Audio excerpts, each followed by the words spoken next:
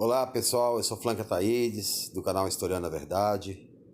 Estive ausente por uns dias porque estava meio adoentado e muito atarefado também. Mas eu vim abordar aqui a questão da privatização das refinarias, ou a privatização da Petrobras. Muitos brasileiros eu tenho visto em redes sociais que são favoráveis à privatização da Petrobras. O que não se entende, o que muita gente não entende, é que a Petrobras ela define política de preços de combustíveis. Então, uma vez privatizada, principalmente para capitais estrangeiros, nosso país iria ficar nas mãos de política de preços de países estrangeiros. Nos anos 70, por exemplo, passamos pela crise do petróleo, quando o mundo árabe impôs aumentos sistemáticos, né, no preço do petróleo, levando ao mundo num caos, ao caos. Imagine como se pode privatizar 26 refinarias, cujo Brasil é produtor de petróleo, refina e vende. E vender justamente o refino e as bacias de petróleo, porque a Petrobras demorou 25 anos para achar petróleo e mar, e mais 35 anos para achar no pré-sal. Uma riqueza descomunal que estamos passando para o estrangeiro e agora querendo passar às refinarias que podem determinar preço econômico e podem controlar um governo. Se entrar um governo que esses acionistas não estão de acordo, eles aumentam o preço até um ponto em que, haja agitações no país, desestabilize politicamente o país e derrube qualquer governo que esteja aí.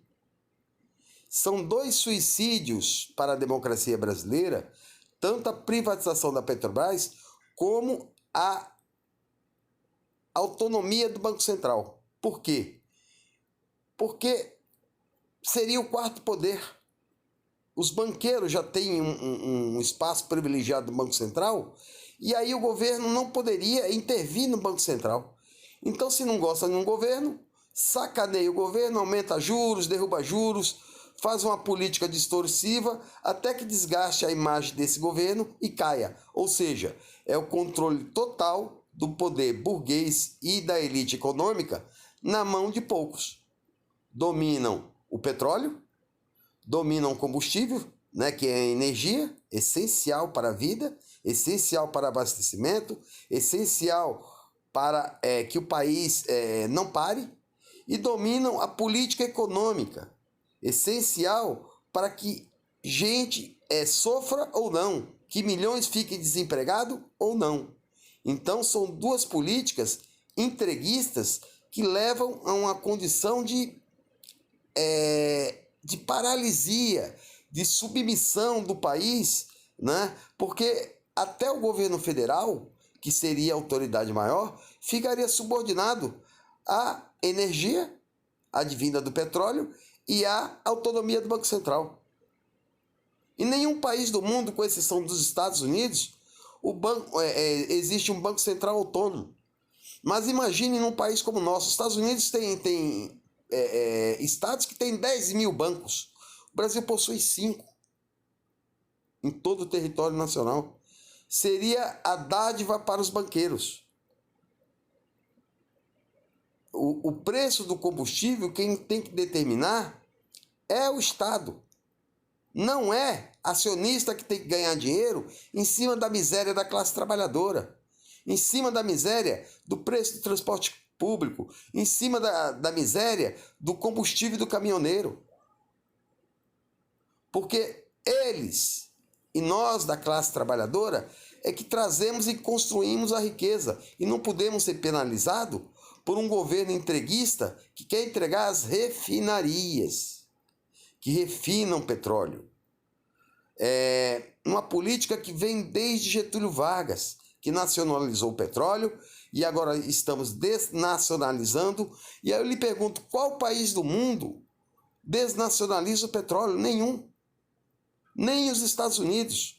Eles podem ter até a Chevron, a Mobil, a Exxon, né? Mas todas são nacionais. Como é que nós vamos abrir mão do patrimônio nacional para entregar para os estrangeiros,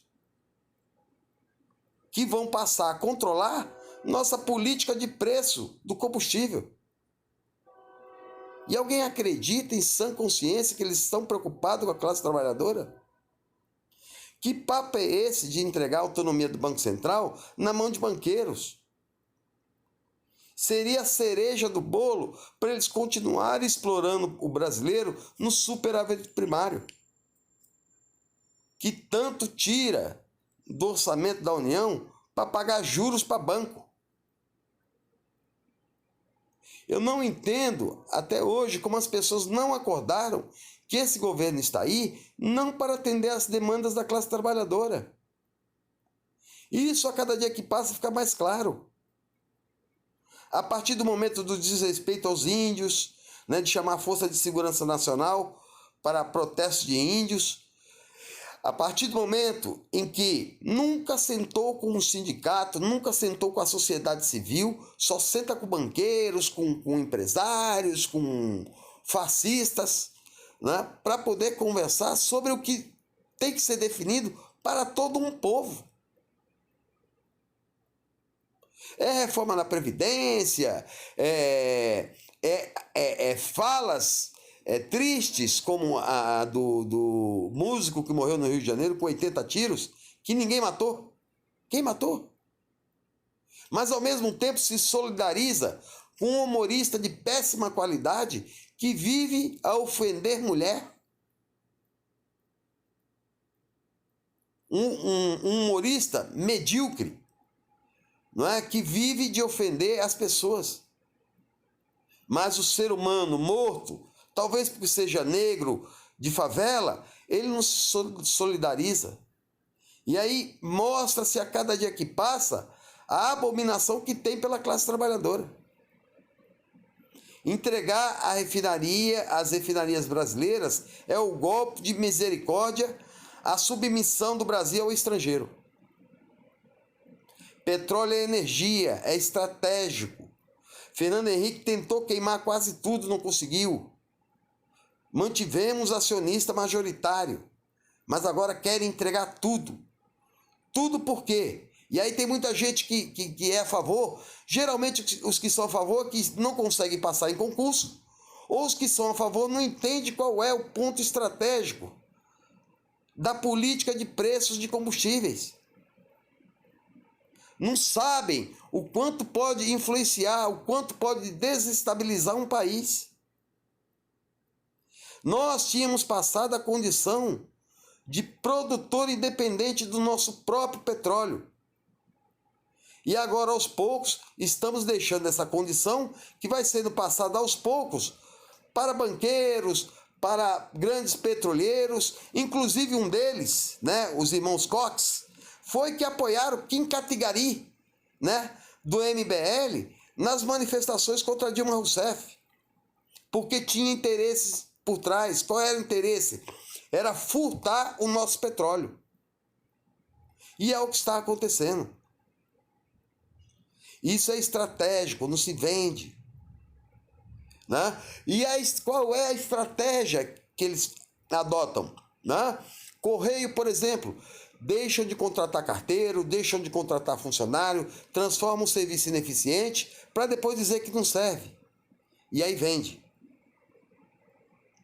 É sempre assim.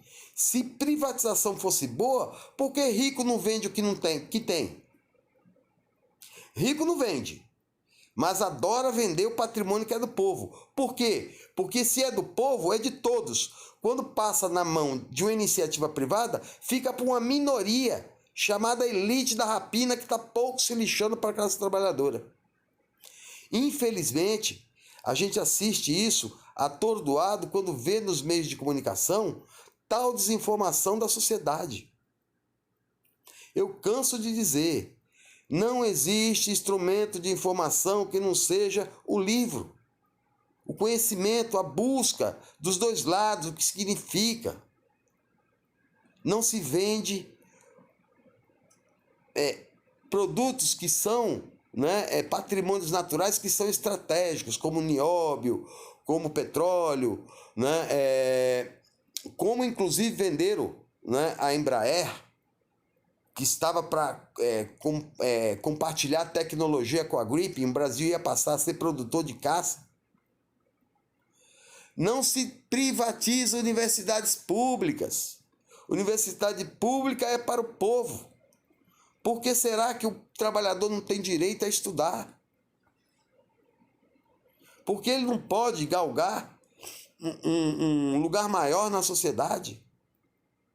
Que discriminação é essa?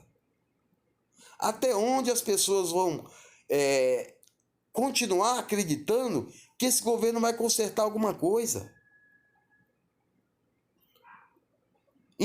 Em 100 dias de trabalho não apresentou proposta nenhuma para debelar a crise econômica que assola o país. Porque não tem proposta econômica. O que quer é tocar toque de caixa à Previdência Social, porque está percebendo que muitos que o elegeram estão acordando.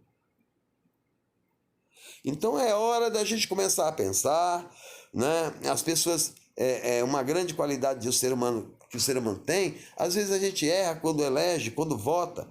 Assuma o erro, não é problema nenhum, faz parte da democracia. Mas pense em si, pense nos seus filhos. Não é? Porque o que está vindo por aí não são coisas boas. Eu lembro aqui na cidade que moro, Cubatão, não é? Quando privatizaram a Cosipa, eu escrevi um artigo para a Folha de São Paulo, é o princípio da derrocada fiscal cubatense. E hoje a Cosipa, que tinha milhares de funcionários, está fechada. Então, não tem como se defender uma coisa que foi construída por Getúlio Vargas, é um orgulho nacional, a Petrobras, né, se dá na mão de pessoas que não nos representam. Paulo Guedes é um banqueiro, ele está preocupado em tirar dinheiro de pobre. Ok, pessoal? Quem gostou, deixa o like, inscreva-se no canal, né? Eu tenho que voltar, que eu tenho que falar outros assuntos aí, principalmente do índio, que está me deixando muito preocupado, né? A ignorância da sociedade em não entender que o índio é o primeiro habitante dessa terra chamada Brasil. Ok? Até a próxima.